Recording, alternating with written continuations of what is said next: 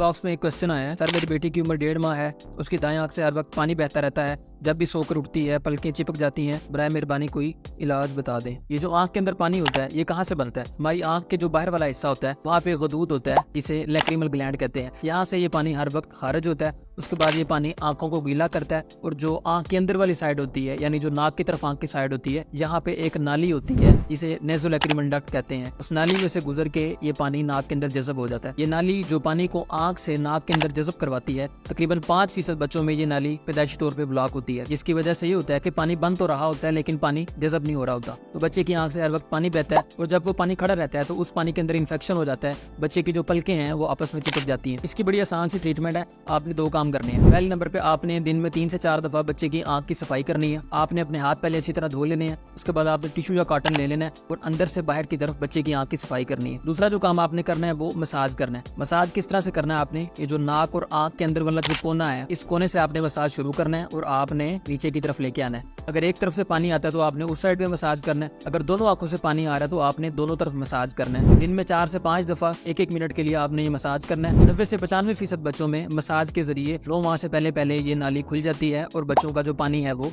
नाक के रस से जज़ब होना शुरू हो जाता है। 5% बच्चे जिनमें ये नाली मसाज के जरिए नहीं खुलती, उनमें फिर एक प्रोसीजर होता है जिसे प्रोबिंग कहते हैं। प्रोबिंग के जरिए ये नाली खोलनी पड़ती है। तो आप मसाज करें।